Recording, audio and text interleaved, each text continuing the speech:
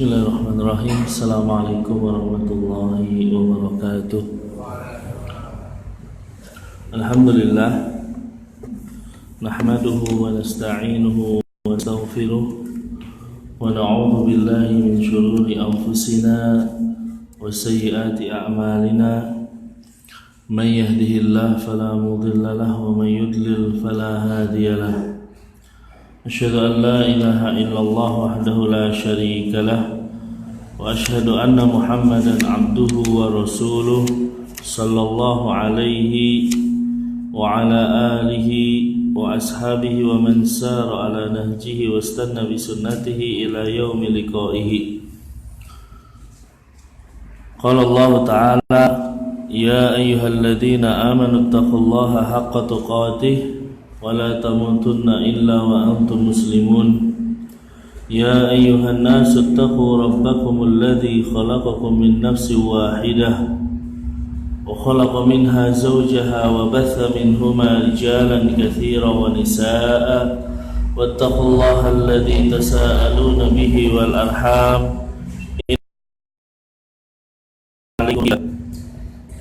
يا أيها الذين آمنوا اتقوا الله وقولوا قولا سديدا يصلح لكم أعمالكم ويغفر لكم ذنوبكم ومن يطع الله ورسوله فقد فاز فوزا عظيما. فإن أصدق الحديث كتاب الله وخير الهدي هدي محمد صلى الله عليه وسلم وشر الأمور محدثاتها فإن كل محدثة في الدين بدعة وكل بدعة ضلالة وكل ضلالة في النار. Ma'asyiral muslimin, hadirin jamaah kajian yang dimuliakan oleh Allah Subhanahu wa taala. Alhamdulillah, puji syukur senantiasa kita haturkan kepada Allah Subhanahu wa taala. Pujian, sanjungan itu hanya milik Allah Subhanahu wa taala. Makanya para ulama mengatakan ketika kita mengucapkan alhamdulillah saat diberi rizki, maka sesungguhnya rizki yang diberikan masih lebih kecil dibandingkan ucapan hamdalah yang kita sampaikan. Maka teruslah kita bersyukur. Wabil khusus nikmatul amin, itu nikmat keamanan yang kita rasakan di negeri ini. Jangan sampai nikmat ini dicabut oleh Allah Subhanahu wa taala karena kezaliman yang kita lakukan kepadanya. Dan terus kita mendoakan saudara-saudara kita yang sedang ditindas, saudara-saudara kita yang mereka sedang disiksa dan lain sebagainya, entah itu di Uighur, entah itu di Palestina dan lain sebagainya. Sisipkan doa-doa kita untuk mereka, karena kita sebagai seorang muslim yang mana dikatakan laisa minna man lam yahtam bi umuril muslimin, bukan bagian dari kami orang yang tidak memperhatikan urusan kaum mukminin, kaum muslimin. Dan hadis mengatakan bahwasanya seorang mukmin dengan mukmin yang lain itu seperti satu tubuh. Seorang mukmin itu seperti satu tubuh. Kalau ada yang sakit, maka yang lain akan merasakan sakit. Oleh karena itu, sisipkan doa-doa kita untuk mereka. Barangkali di antara kita ada doanya yang terkabul oleh Allah Subhanahu wa taala. Kemudian salawat beriring salam senantiasa kita haturkan kepada beliau baginda Rasulullah sallallahu alaihi wasallam, pada keluarga beliau, para sahabatnya serta umatnya yang setia mengikuti beliau hingga akhir zaman. Hadirin yang dirahmati Allah Subhanahu wa taala, sesungguhnya keamanan yang kita miliki tentunya berasal dari tauhid yang kita lakukan. Karena manakala seseorang melakukan kesyirikan, bisa jadi Allah akan mengangkat keamanan. Allah Subhanahu wa taala mengatakan innal ladzina amanu, sesungguhnya orang-orang yang beriman, walam yalbithu imanahum bidzulmin, dan tidak mencampur adukan keimanan mereka dengan kezaliman. Ya, dan makna zalim di sini adalah kesyirikan. Karena Luqman berkata kepada anaknya, inna syirka la zulmun azim, sesungguhnya kesyirikan itu adalah kezaliman yang sangat besar. Kata Allah, sesungguhnya orang-orang yang beriman dan tidak mencampur adukan keimanan mereka dengan kesyirikan, ulaika lahumul amnu wa hum muhtadun, mereka akan mendapatkan keamanan di dunia maupun di akhirat. Wa hum muhtadun, dan mereka mendapatkan petunjuk, ya, petunjuk untuk Allah terus berikan bimbingan menuju surganya. Baik, maka jangan sampai iman kita atau ibadah kita dijadikan sebuah kesyirikan. Ya, dan kita membahas tentang contoh-contoh ibadah, ya, wa anwa'ul ibadah, dan atau jenis ibadah yang telah Allah perintahkan.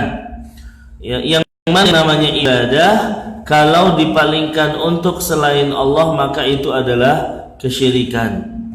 Kita membahas, ya, saya ulangi sedikit. Yang pertama adalah ad-du'a. Ibadah yang paling agung adalah berdoa. Ya. Maka sebaliknya kesyirikan yang besar kalau seseorang berdoa untuk selain Allah, berdoa kepada Subhanahu wa ta'ala. Ya. Makanya Allah mengatakan, ya, wa annal masajida lillahi fala tad'u ma'allahi ahada. Surat Al-Jin ayat 18. Dan bahwasanya masjid-masjid itu adalah milik Allah, ya. Fala tad'u ma'allahi ahada, maka janganlah menyembah dan menyeru seorang pun di dalam Allah, di dalam masjid tersebut di samping menyeru Allah. Makanya hadirin yang dimuliakan oleh Allah, masjid itu punya hak. Hak yang pertama adalah untuk dimakmurkan. Bagaimana memakmurkan masjid? Ya, memakmurkannya dengan salat di dalamnya, ya, yang mana Allah mengatakan warka'u ma'ar raki'in, rukuklah bersama dengan orang-orang yang ruku, ya, menunjukkan bahwasanya kewajiban salat jamaah di masjid, dan ini betul memakmurkan masjid. Kemudian apa? Ya, bentuk memakmurkan masjid adalah dengan thalabul ilmi, ya, menjadikan masjid tersebut untuk menuntut ilmu. Ya, bukankah Rasul mengatakan tidaklah satu kaum berkumpul di salah satu di antara rumah-rumah Allah, yaitu masjid-masjidnya, yatluna kitab Allah, yang mereka membaca ayat-ayat Allah, wa yatadarasunahu bainahum, dan mereka saling mudarasah, mereka saling belajar satu dengan yang lainnya. Illa nazalat alaihimus sakinah, maka orang-orang seperti ini akan turun ketenangan kepadanya. Ya, wa ghasyiyatuhumur rahmah, dan diliputi kasih sayang dari Allah Subhanahu wa taala. Ya. Nah, ini menunjukkan bahwasanya fungsi masjid memakmurkannya dengan talabul ilmi. Ya, di samping para ulama juga mengatakan memakmurkan masjid adalah dengan membangun masjid, ya, dengan apa?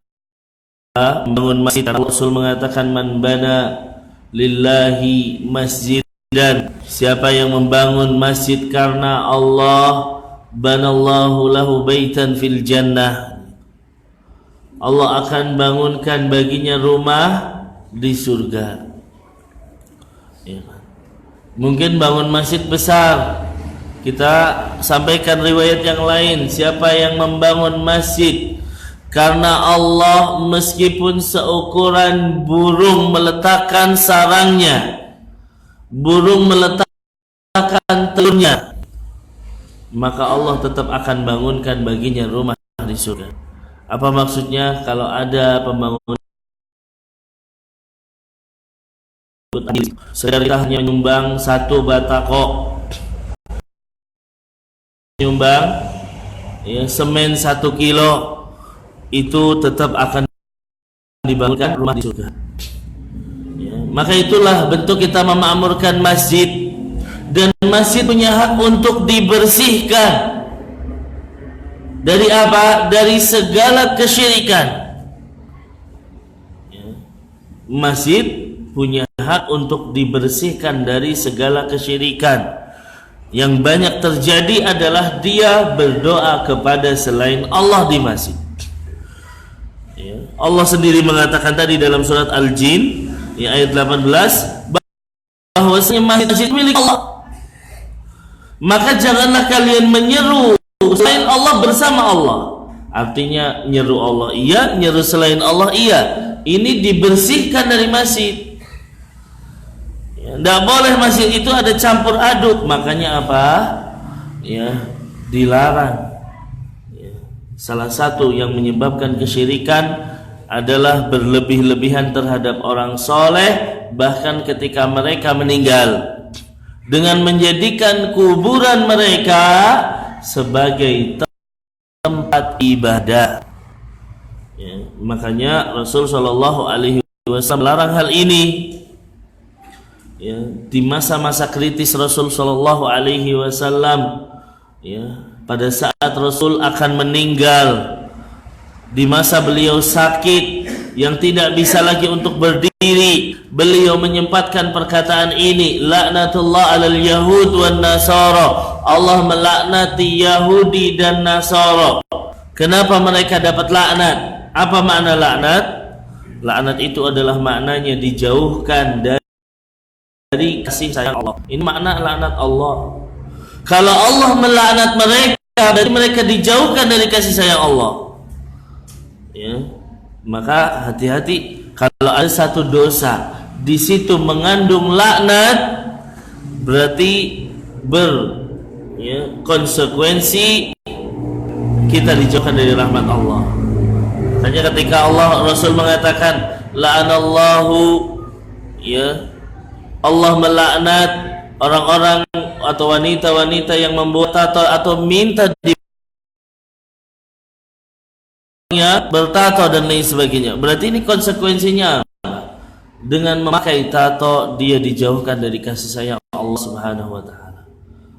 Nah, ketika Rasul mengatakan laknatullah alal yahud wan nasara, Allah melaknati Yahudi dan Nasara. Ya, tentunya dengan banyak hal mereka dilaknat. Salah satu yang menjadikan mereka dilaknat adalah ittakhadhu qubur anbiya'ihim masajida. Mereka menjadikan kuburan nabi mereka, ya, sebagai tempat ibadah. Ya. Dalam hadis yang lain Rasul mengatakan inna min syirarin nas, sesungguhnya seburuk-buruknya manusia, man tudrikuhumus sa'a wa hum ahya. Yang pertama adalah orang yang mendapati hari kiamat. Ketika hari kiamat dibangkitkan dia masih hidup, maka ini seburuk-buruknya manusia. Kemudian siapa? Kata Rasul, yang kedua adalah orang-orang yang menjadikan kuburan para nabi sebagai tempat ibadah. Ya, berarti dicap oleh Rasul sebagai seburuk-buruk makhluk. Ya, maka hadirin yang dimuliakan oleh Allah Subhanahu wa taala, tidak akan bersatu. Ini yang jadi kaidah. Tidak akan bersatu antara masjid dan kuburan. Ya, tidak akan bersatu antara masjid dan kuburan. Kalau mewakafkan tanah untuk dibangun masjid, silahkan wakaf. Tapi jangan sampai ada embel-embel nanti kalau saya mati dikubur di situ. Naudzubillah. Kenapa? Karena tidak akan mungkin bersatu antara masjid dan kuburan. Tidak boleh kita sholat yang di situ ada kuburannya. Ya, ini adalah dosa yang sangat besar. Meskipun nanti para ulama berbeda pendapat apakah sholatnya sah atau tidak. Sebagian mengatakan tetap sah, tetapi dia melakukan dosa. Dan harus diperhatikan ketika membangun masjid di atas kuburan, maka masjid tersebut harus dibongkar. Ya. Kecuali kalau masjidnya terlebih dahulu, maka kuburannya yang harus dipindahkan. Ya. Ini yang harus diperhatikan. Ya. Maka hadirin yang dimuliakan oleh Allah Subhanahu Wa Taala, ya. Sebagian orang sangat disayangkan melakukan perjalanan spiritual dengan nama wisata religi dan lain sebagainya, ya, yang mereka tujukan kepada masjid-masjid. Kalau sekedar masjid tidak masalah mungkin, meskipun itu tetap akan melakukan dosa besar. Kalau sekedar mengunjungi masjid dengan tujuan untuk ibadah di sana, cari berkah di sana, ini dilarang oleh Rasul. Kata Rasul sallallahu alaihi wasallam, la tusaddur rihal illa ila salasati masajid, kan itu. Tidak boleh melakukan perjalanan spiritual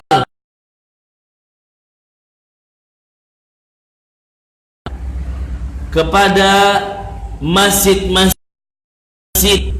atau tempat ibadah yang kecuali hanya tiga masjid saja. Masjid Nabawi, ya, sebenarnya Masjidil Haram, Masjid Nabawi dan Masjidil Aqsa. Sudah itu tiga. Tidak boleh kita misalnya datang ke masjid, ya, di mana yang ada di Indonesia dan lain sebagainya dengan tujuan apa? Mencari berkah di sana. Karena sama semuanya masjid.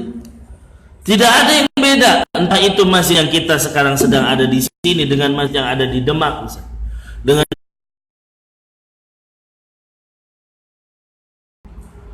yang beda hanya tiga masjid.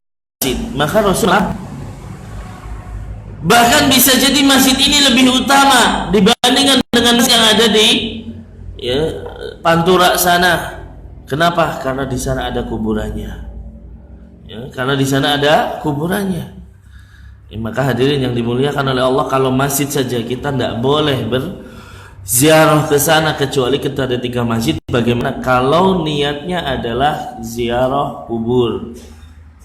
Ziarah kubur memang boleh, boleh sih, tetapi tidak ditentukan harus ziarah kubur itu hanya milik wali. Ya.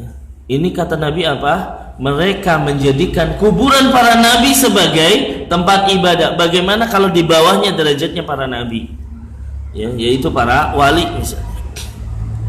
Ya, memang sebagian mengatakan bahwasanya, tentunya ini pendapat yang keliru, ketika para wali lebih hebat dari para nabi. Karena memang ada sebagian pendapat demikian. Wali itu lebih hebat dari nabi. Buktinya apa? Khidir menyelisih Nabi Musa. Karena menurut mereka Khidir itu wali. Naudzubillah. Khidir itu nabi, bukan wali. Ya, kenapa Khidir menyelisih Nabi Musa? Karena di zaman itu para nabi hanya khusus kaumnya. Ya, dan Nabi Khidir untuk kaumnya sendiri. Maka ini yang harus diperhatikan. Baik. Oleh karena itu hadirin yang dimuliakan oleh Allah, termasuk kesyirikan berdoa kepada kuburan. Ya. Berdoa kepada penghuni kubur. Makanya, ya, di sini kami tegaskan, ketika seorang minta kepada, ya, Syekh yang dikenal dengan Syekh Abdul Qadir Jailani misalnya, ya, Syekh Abdul Qadir Jailani misalnya, itu meninggal di mana, Pak? Di Jawa, di Indonesia atau di mana kira-kira? Di mana kira-kira Pak meninggalnya? Meninggalnya di Timur Tengah mereka. Syekh Abdul Qadir Jailani Syekh betul. Beliau meninggal di Timur Tengah, bukan di Indonesia.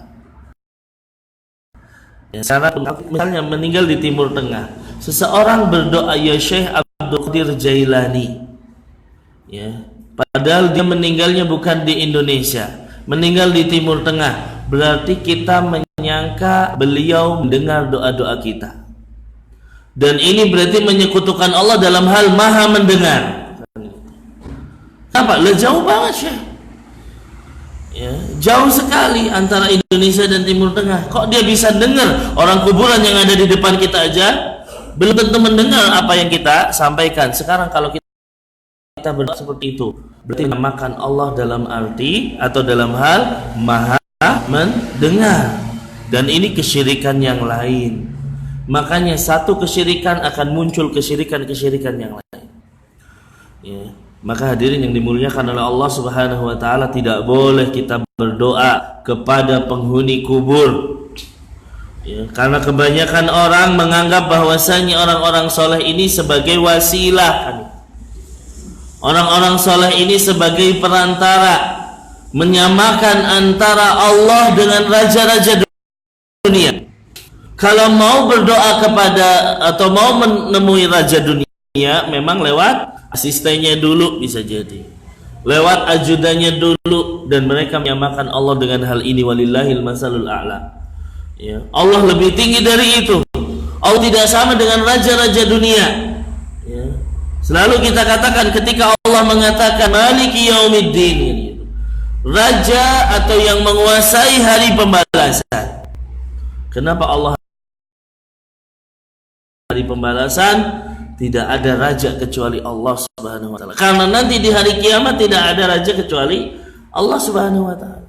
Kalau di dunia Allah raja betul, tapi masih ada raja-raja dunia. Ya, tapi di hari kiamat Allah lah satu-satunya raja. Ya, yang tidak sama dengan makhluknya. Makanya Allah di hari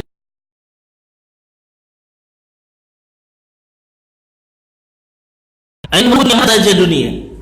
Ya. Dipanggil oleh Allah Subhanahu wa taala. Ya, makanya hadirin muliakan oleh Allah, Allah tidak sama dengan raja-raja dunia, dan Allah tidak suka ada perantara. Allah tidak suka ada ajudan dan lain sebagainya. Karena Allah tidak butuh itu semua. Ya, Allah tidak butuh itu semua. Baik. Maka itulah yang harus diperhatikan, masjid itu harus dibersihkan. Oleh karena itu satu kaidah, tidak akan bersatu antara masjid dan kuburan. Ini jelas. Ini masjid juga harus dibersihkan dari hal-hal yang tidak tuntunannya dari Rasulullah SAW. Ya. Ini harus diperhatikan. Dan juga masjid ini harus dibersihkan dari perkara dunia. Makanya tidak boleh di dalam masjid membicarakan perkara dunia. Ya, sebagian misalnya menyeru kepada kelompoknya, sebagian misalnya di masjid dia berkhutbah malah menjelek-jelekan pemerintah. Masjid tidak dibangun untuk menjelek-jelekan pemerintah. Masjid tidak dibangun untuk menyeru kepada dan sebagainya. Ya, tetapi apa? Wa annal masajida lillah, masjid itu milik Allah. Ya, bukan milik golongan tertentu. Thayyib. Maka bersihkan itu dari perkara-perkara dunia. Oleh karena itu tidak boleh di dalam masjid itu mengumumkan berita kehilangan. Kata Rasul sallallahu alaihi wasallam, ketika ada yang mengumumkan berita kehilangan, katakan la radallah, tidak akan dikembalikan itu barang yang hilang. Doa dari Rasul sallallahu alaihi wasallam. Tidak boleh di masjid untuk melaksanakan jual beli, karena satu kaidah juga masjid tidak akan bersama dengan pasar. Ini juga. Bukankah Rasul mengatakan ahabul baqa indallahi fil ard, tempat yang paling disukai oleh Allah di sisi di bumi ini adalah masjid-masjid. Sebaliknya tempat yang paling dibenci di sisi Allah adalah pasar. Ya, maka nggak akan bersatu dan lain sebagainya. Baik.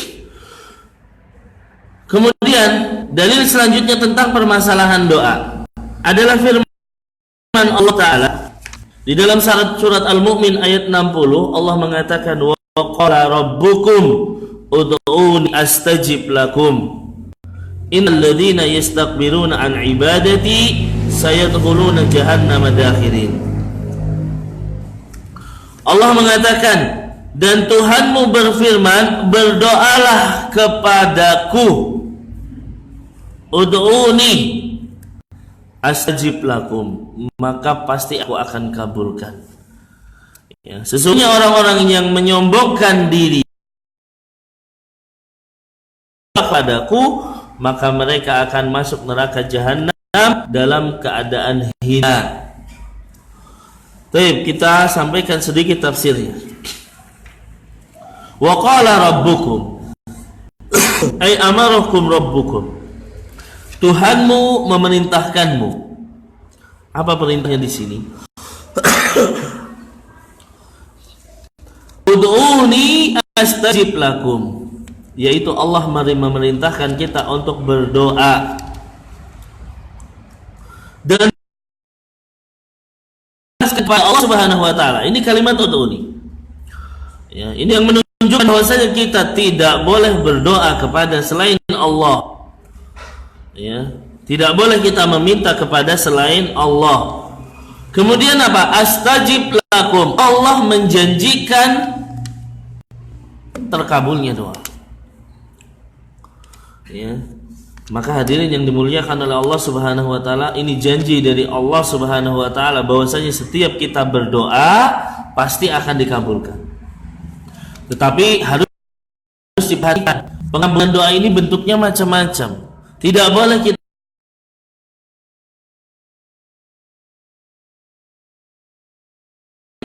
maksudnya terburu-buru gimana? Ya, Rasul sallallahu alaihi wasallam yustajabu lakum ma lam ya'jal. Kalian akan dikabulkan kalau tidak terburu-buru. Apa makna terburu-buru? Yaitu mengatakan da'autu falam yustajab li. Saya sudah berdoa tapi Allah enggak pernah mengabulkanku misalnya. Saya sering berdoa tapi Allah enggak pernah mengabulkan. Ini namanya terburu-buru di dalam berdoa. Ya. Dan harus diperhatikan, ya, pengabulan doa itu tidak harus ada di dunia. Rasul sallallahu alaihi wasallam mengatakan, "Ma min abdin,"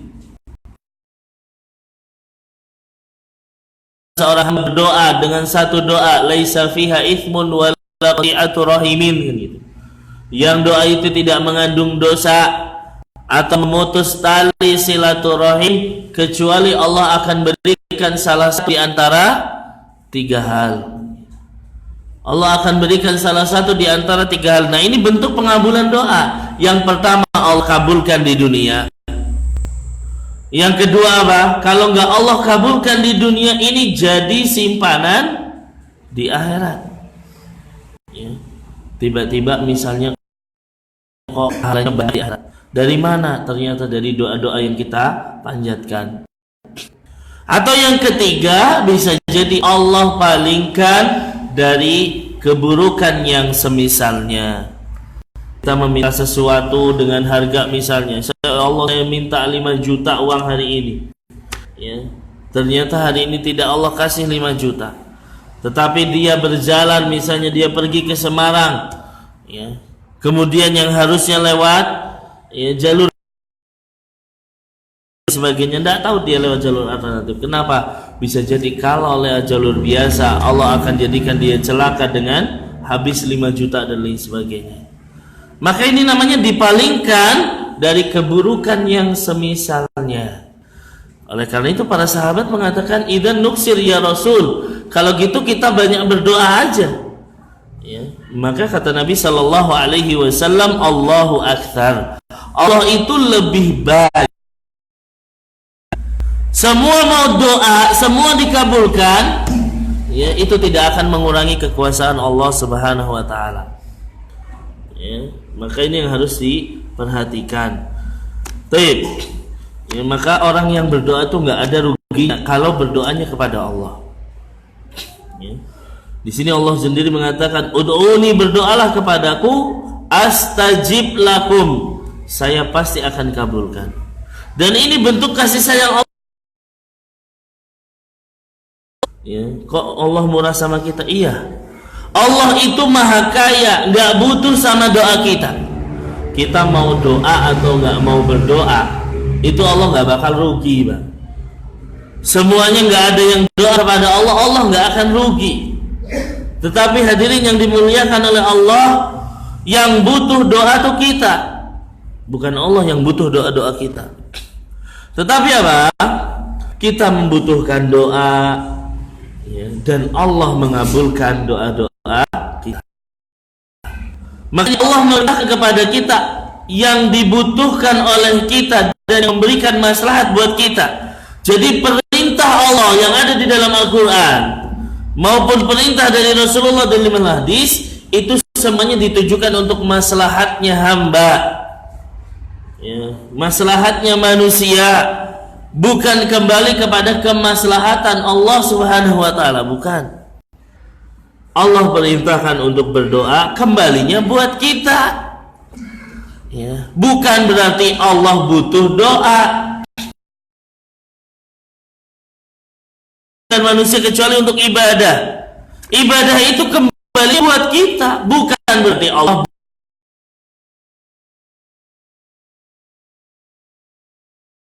rugi. Ya, tetapi kita kita, Allah akan berikan surga, Allah akan berikan pahala. Ketika kita berdoa kepada Allah, hanya kepada Allah, Allah pun berikan pahala. Ya, jadi Allah perintahkan apa yang menjadi maslahat buat kita. Ketika Allah memerintahkan sesuatu, maka itu yang dibutuhkan oleh pada kita. Allah perintahkan kita sholat karena kita butuh sholat, bukan Allah yang butuh sholat. Ya, bukan Allah yang butuh sholat kita. Baik, maka demikianlah di dalam doa, kita yang butuh untuk berdoa kepada Allah. Ya, dan Allah itu bahkan menjadi marah kalau ada orang-orang yang meninggalkan doa. Ya, wallahu yaghdabu in tarakta su'alahu wa bunayya adam hina yus'alu yaghdab. Coba bedakan. Allah itu marah kalau kita nggak pernah berdoa kepada Allah. Sedangkan manusia kalau kita minta sekali dua kali mungkin masih mau. Tapi kalau terus-terusan kita minta, ya dia marah. Berbeda dengan Allah. Kalau Allah kita minta terus-terusan, Allah sayang sama kita. Ya, Allah sayang sama kita. Banyak dimuliakan oleh Allah Subhanahu wa taala, terkadang mungkin ada doa-doa yang tidak dikabulkan atau dikabulkannya lama. Kenapa? Bisa jadi salah satu hikmahnya, kata para ulama, adalah Allah senang dengan rintihan kita. Allah senang ketika kita mengatakan, ya Allah berikan saya ini, kemudian Allah tidak berikan. Ya Allah berikan saya jodoh, kemudian lama nggak dikasih. Mungkin Allah suka dengan rintihan kita. Maka jangan gampang putus asa. Saya udah doa terus nggak pernah dikabulkan. Ya, justru mungkin Allah sedang sayang dengan kita. Allah sedang memperhatikan kita. Ketika seseorang tidak pernah berdoa dan tidak pernah mengetuk pintu langit, dalam sebuah riwayat, ya, yang disebutkan adalah bahwasanya ketika kita saat kesulitan tiba-tiba berdoa, para malaikat malah yang akan bingung, ini suara siapa? Gak pernah dia minta sama Allah, kok tiba-tiba ada suara yang asing di telinga para malaikat. Maka hadirin yang dimuliakan oleh Allah, ud'uni astajib lakum. Dan manusia terbagi menjadi tiga. Yang pertama adalah man la yad'u Allahu aslan. Orang-orang yang benar-benar tidak pernah berdoa. Ini kelompok pertama ini. Tidak pernah dia sekalipun untuk meminta kepada Allah. Maka ini masuk di dalam kategori tadi, ya, surat Ghafir ayat 60 yang mengatakan bahwasanya innal ladzina yastakbiruna an ibadati. Sesungguhnya orang-orang yang sombong dari ibadah kepadaku, dari berdoa kepadaku, sayadkhuluna jahannama dakhirin. Mereka akan masuk ke dalam neraka jahanam secara hina. Ini kelompok pertama, ya, yang mereka tidak pernah berdoa sama sekali. Maka ini sebuah aib bagi kita. Kalau selama hidup kita kok nggak pernah minta sama Allah, ini sebuah aib. Ya. Dan ini akan menjadikan kita termasuk orang-orang yang sombong, seakan-akan nggak butuh Allah gitu. Maka hadirin kita melewati satu hari kecuali di situ kita berdoa. Kecuali di situ kita berdoa. Dan yang namanya doa, sekali lagi dan sering saya katakan, yang namanya doa jangan melulu perkara dunia. Jangan hanya perkara dunia terus, ya Allah saya butuh rumah, saya butuh mobil, saya butuh yang isinya dunia terus. Di dalam doa itu ada prioritas akhirat. Apa yang kita minta?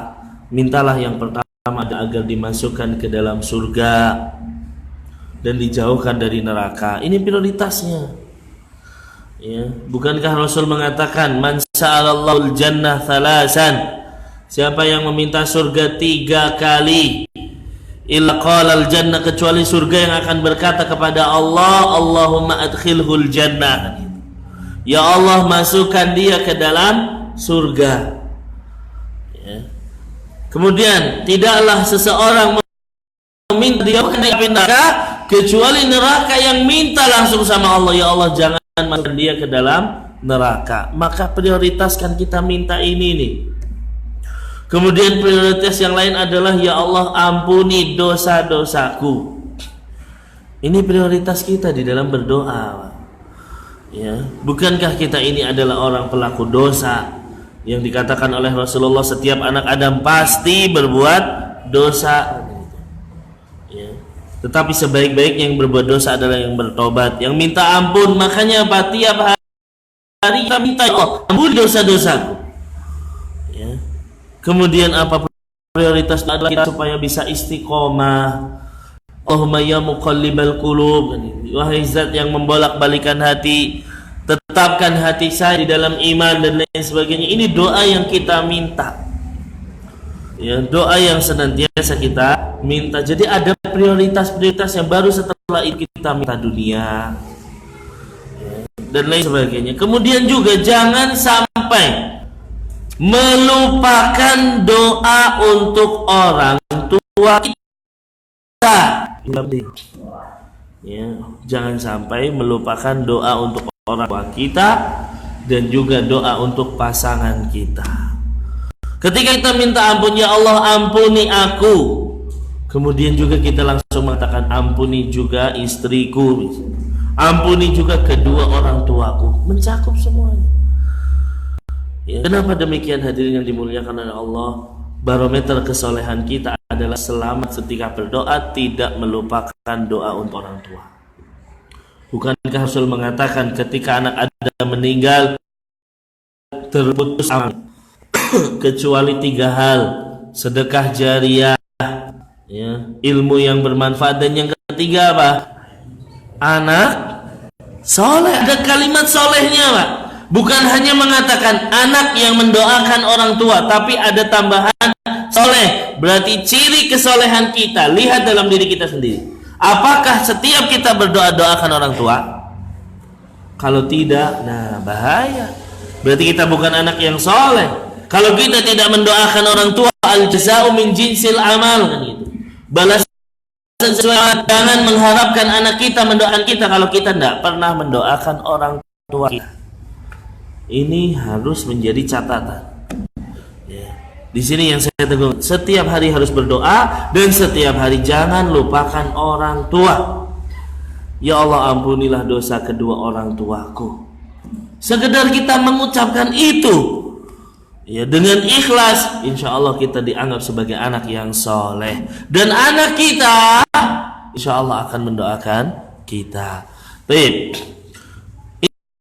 Ini yang pertama, seseorang yang tidak pernah berdoa sama sekali, maka dia adalah orang yang mustakbiran ibadatillah, sombong dari beribadah kepada Allah, dicap sombong, kayak nggak butuh sama Allah Subhanahu wa ta'ala. Yang kedua adalah kelompok yang berdoa kepada Allah tetapi dia juga berdoa kepada selain Allah, fayakunu musyrikan.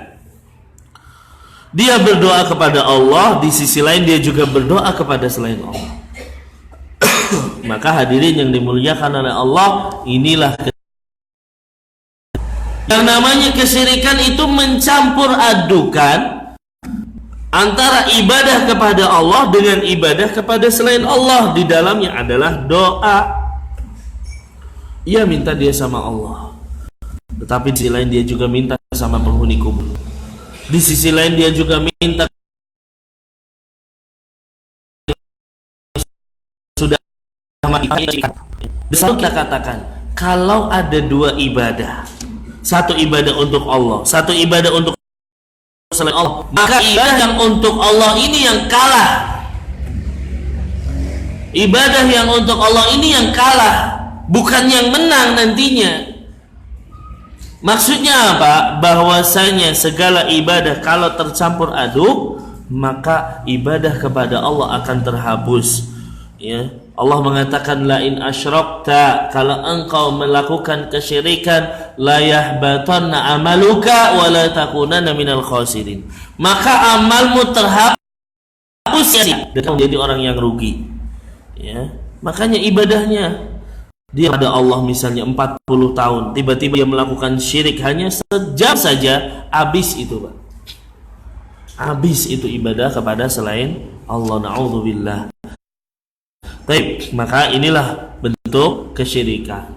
Ya, jadi selalu dicamkan. Karena sebagian orang mengatakan kalau 50-50 kan, 50 ibadah kepada Allah, 50% ibadah kepada selain Allah, itu bukan syirik. Salah. Justru inilah syirik. Ya, justru inilah kesyirikan, karena yang namanya ibadah yang benar adalah murni 100% hanya untuk lillah, hanya untuk Allah. Baik. Kelompok yang ketiga adalah orang-orang yang bertauhid, yaitu orang-orang yang hanya menyembah Allah, yang hanya berdoa kepada Allah dengan ikhlas. Tidak pernah dia meminta kepada selain Allah. Baik. Ya. Di dalam hadis Nabi sallallahu alaihi wasallam mengatakan ad-du'a mukhul ibadah. Doa itu adalah otaknya ibadah. Ya, hadis ini disebutkan oleh Syekh Muhammad Ibn Abdul Wahab di dalam kitab Tauhid. Ya, meskipun sebagian ulama berselisih tentang riwayat hadis ini. Riwayat yang lebih kuat adalah riwayat yang disampaikan oleh Abu Dawud, Ibnu Majah dan Al-Imam At-Tirmidzi yang mengatakan bahwasanya ad-du'a'u huwal ibadah. Doa itu adalah ibadah. Intinya sama. Kalau yang pertama mengatakan doa itu adalah otak ibadah, yang kedua mengatakan doa itu adalah sebuah ibadah. Intinya adalah bahwasanya doa itu ibadah yang sangat agung. Di antara jenis-jenis ibadah yang paling agung adalah doa. Ya, doa, makanya di sini Allah mengatakan apa? Doa itu adalah ibadah. Ya. Padahal hadirin yang dimuliakan oleh Allah, yang namanya ibadah kan bukan cuma doa. Tapi ketika Rasul mengatakan doa itu adalah ibadah yang sangat agung. Ketika misalnya Rasul mengatakan al-hajju arafah, haji itu adalah wukuf di Arafah. Ini menunjukkan bahwasanya wukuf di Arafah adalah ibadah yang sangat agung pada pelaksanaan manasik haji. Padahal kita tahu yang namanya manasik haji bukan hanya wukuf di Arafah kan gitu. Ada ibadah-ibadah yang lain, ada tawaf, ada sa'i dan lain sebagainya. Tetapi kenapa Rasul mengatakan al-hajju Arafah? Haji itu adalah wukuf di Arafah, karena maksudnya adalah yang paling agung dari manasik haji wukuf di Arafah. Nah, ketika Rasul mengatakan doa itu adalah sebuah ibadah, yang namanya ibadah kan bukan hanya doa. Maka ini menunjukkan bahwasanya doa itu adalah ibadah yang sangat agung, ibadah yang sangat besar. Ya, makanya tidak boleh kita memalingkan untuk selain Allah. Ya, makanya salah satu contoh kesyirikan yang menyebar di negeri ini adalah mereka berdoa kepada selain Allah. Mereka meminta kepada selain Allah. Ibadah-ibadah yang lain yang kalau dipalingkan kepada selain Allah adalah bentuk kesyirikan adalah rasa takut. al-khauf. Ya. Di mana Allah Subhanahu wa taala mengatakan ya, di dalam surat Ali Imran ayat 175, fala takhafuhum wa khafuni in kuntum mu'minin, dan janganlah kalian takut kepada mereka dan benar-benar orang yang beriman. Ya, hadirin yang dimuliakan oleh Allah, takut ini termasuk amalan hati. Ya, takut ini termasuk ibadah qalbiyah, ibadah hati. Entah itu rasa takut, mengharap, tawakal dan lain sebagainya. Dan rasa takut ini terbagi menjadi dua. Ada khauful ibadah, ada khaufut tabi'i. Takut yang bernilai ibadah, ada takut. Nah, apa yang dimaksud dengan takut ibadah? Selain Allah terhadap sesuatu yang tidak mampu dilakukan kecuali oleh Allah. Dia takut kepada selain Allah terhadap hal yang tidak bisa dilakukan kecuali oleh Allah. Seperti ya, takut kalau ada makhluk yang akan membuat dia sakit. Takut kalau misalnya ya, akan dibunuh dia, dicabut nyawanya, ya, atau takut ya, seseorang terkena sihir dan lain sebagainya. Ya. Maka hadirin yang dimuliakan oleh Allah Subhanahu wa taala, takut-takut yang ini hanya dilakukan oleh Allah, inilah takut yang namanya ibadah. Ya, mereka takut kepada tukang sihir, mereka takut kepada jin dan lain sebagainya. Maka akhirnya yang rasa takut ini membawa kepada kesyirikan, takut ibadah. Contoh misalnya, seseorang takut kalau nanti ya, penguasa laut akan menimpakan tsunami, padahal yang membuat tsunami itu Allah. Ya, yang bisa menjadikan satu laut itu tsunami itu Allah Subhanahu wa taala.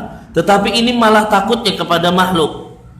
Ya, kalau nanti tidak, saya takut akan memberikan tsunami, maka ayo kita sajen. Nah, inilah namanya takut ibadah. Ya, mari kita potong yang namanya kerbau, kita serahkan kepada Nyi Lokidul supaya dia aman, dia tidak marah dan tidak menimpakan tsunami. Maka ini dinamakan takut ibadah yang sarfuhu li ghairillahi syirk. Ini namanya. Ya. Kenapa kamu ngasih sajen di pohon tersebut? Saya takut kalau lewat nanti celaka lewat situ, maka saya kasih sajen.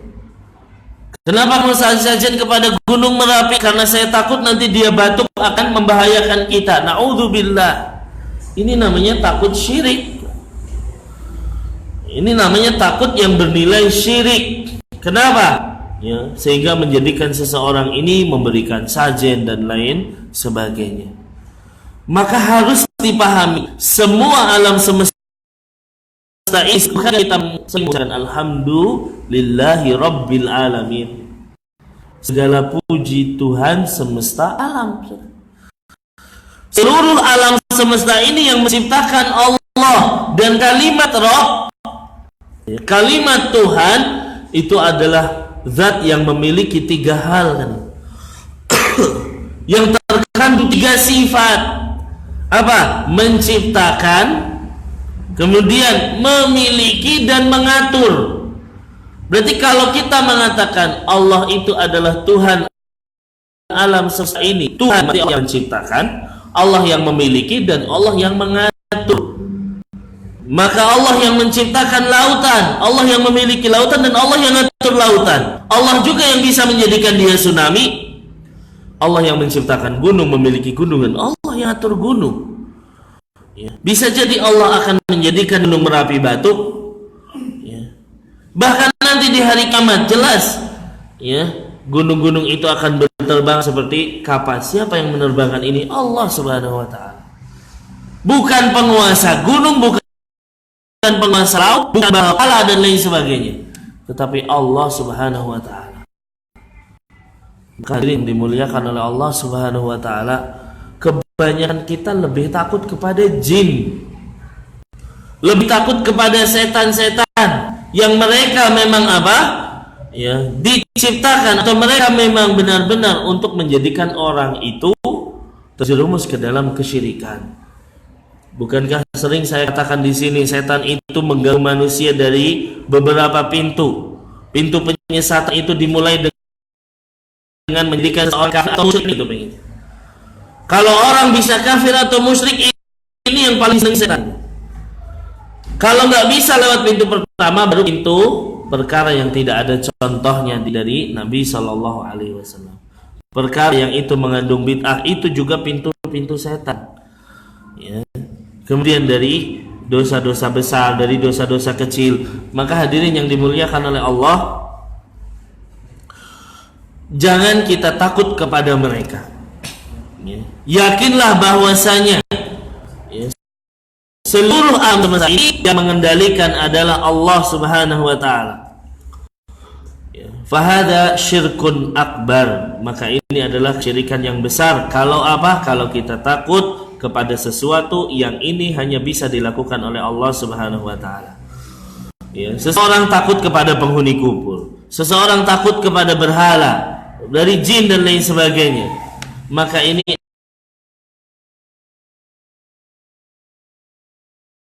takut yang pertama, ya.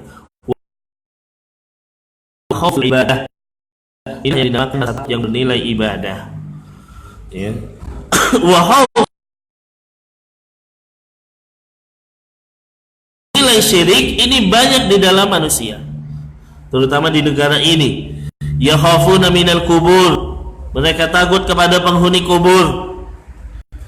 Ya, padahal hadirin yang dimuliakan oleh Allah, orang yang sudah dikubur itu tidak akan mungkin balik lagi ke dunia, kan? Orang yang sudah dikubur tidak akan mungkin lagi ada di dunia. Karena apa? Alamnya udah beda. Alam sudah beda. Sudah berbeda alam. Mereka ada di alam barzah. Ini yang harus diperhatikan. Loh, kan bukankah orang-orang soleh itu hidup? Orang-orang mujahid itu hidup.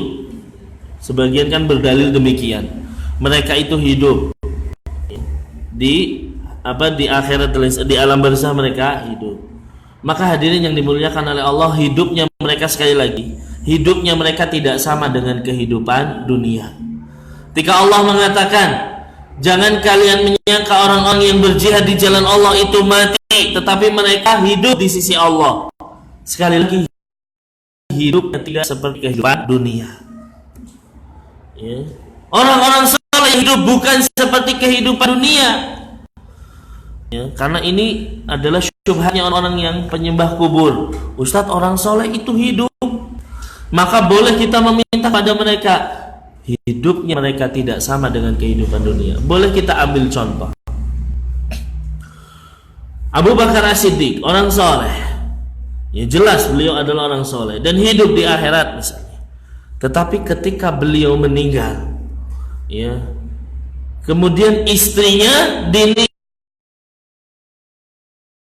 Abu Bakar hidup, ya, secara hidup duniawi, maka istrinya tidak boleh dinikahi oleh Ali bin Abi Thalib. Kenapa? Suaminya masih hidup. Maka menunjukkan bahwasanya kehidupan alam barzah tidak sama dengan kehidupan dunia.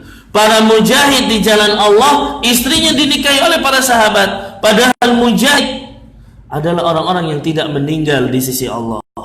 Tetapi apa? Kehidupannya beda. Kalau seandainya mereka masih hidup, harusnya tidak boleh istrinya dinikahi oleh sahabat yang lain. Nah, ini menunjukkan bahwasanya kehidupan alam barzah mereka hidup, tidak bisa kita meminta kepada mereka. Nah, ini yang harus diperhatikan. Maka orang-orang penghuni kubur tidak akan kembali lagi ke alam dunia. Karena apa? Mereka sudah masuk ke alam barzah. Ya, dan yang sudah ada di alam barzah tidak akan dibalikkan lagi ke alam dunia. Ya. Bukan di dalam hadis qudsi disebutkan, Rasul berkata kepada seorang sahabat yang meninggal di jalan Allah, ya, kemudian apa yang kamu minta, kata Allah. Dia minta apa? Ya Allah, saya minta dibalikan lagi ke dunia, fa'aqtulu fi thaniyah, sehingga saya bisa terbunuh kembali 2 kali. Ya, di jalan Allah, jihad lagi saya bisa. Jadi orang mati syahid pengen balik lagi ke dunia. Kenapa? Karena tahu pahalanya mati syahid. Ya, pengen balik lagi ke dunia. Apa kata Allah? Sesungguhnya sudah ditetapkan bagiku bahwasanya orang-orang yang sudah meninggal tidak akan mungkin balik lagi ke dunia.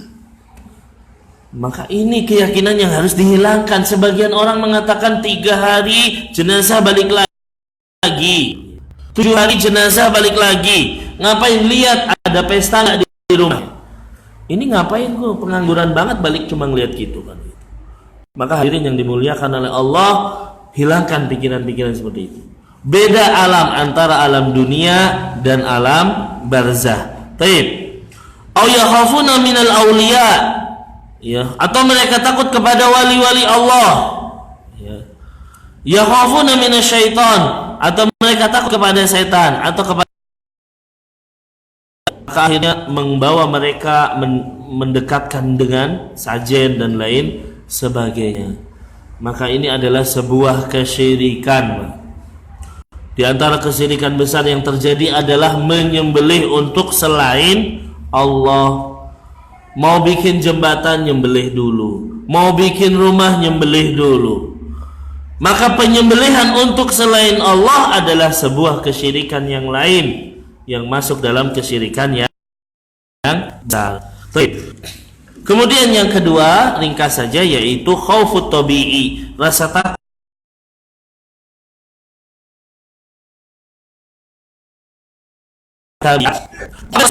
Jadi kan dia takut terhadap sesuatu yang nyata, seperti takut kepada ular, ya, takut kepada ular, takut kepada kalajengking, takut kepada musuh. Maka seperti ini adalah takut yang tidak bernilai syirik. Karena apa? Biasa. Ya, kita lari dikejar ular misalnya, itu tidak masalah. Ya. Nabi Musa ketika mengatakan, apa itu yang di tanganmu? Hiya asaya, itu ada tongkat yang aku bertelekan dan lain sebagainya. Kata Allah, lemparkan itu. Dilempar jadi ular yang besar, Pak. Dan Nabi Musa begitu lihat ular besar, dia seketika berbalik, lari tanpa berhenti. Begitu dipanggil oleh Allah, baru dia berbalik. Ini menunjukkan Nabi Musa takut terhadap ular tersebut. Apakah ini syirik? Tidak. Ini namanya takut yang tabi'i, tabiat. Ya, maka wajar. Ya, wajar kalau kita takut terhadap, ya. Makanya kita lihat juga kisah Nabi Musa alaihissalam ketika selesai atau ketika telah membunuh seseorang.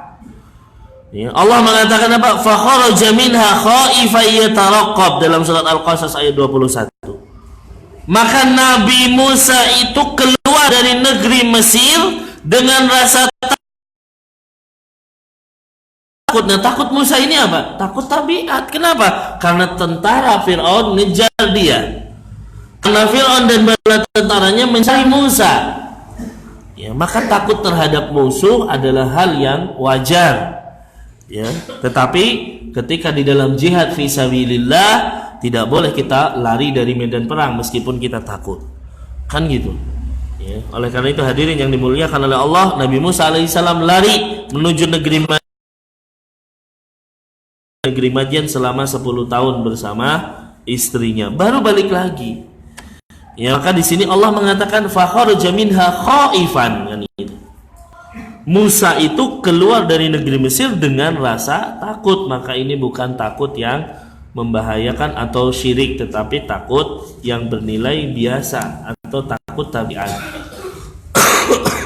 Maka hadirin yang dimuliakan oleh Allah Subhanahu wa taala, itulah jenis takut. Yang pertama adalah takut syirik, dan yang kedua adalah takut yang bernilai tabiat manusia. Allahu a'lam bishawab. Insyaallah kita bahas lagi ibadah-ibadah yang lain, di antaranya ada tawakal, di antaranya adalah roja, kemudian juga ya al-istighosah dan lain sebagainya. Insyaallah akan kita bahas di pertemuan pertemuan-pertemuan yang akan datang. Wallahu ta'ala alam bisawab. Ini yang bisa saya sampaikan di kesempatan pagi menjelang siang hari ini. Yang benar dari Allah subhanahu wa ta'ala, yang salah dan lupa karena kelemahan ilmu saya, semoga Allah mengampuni kita semua. Allahumma alimna ma yanfa'una wanfa'na bima 'allamtana wa zidna ilman ya rabbal alamin. Kita hidup dengan kafarul majlis. Subhanakallahumma wa bihamdika asyhadu an la ilaha illa anta astaghfiruka wa atubu ilaik. Assalamualaikum warahmatullahi wabarakatuh.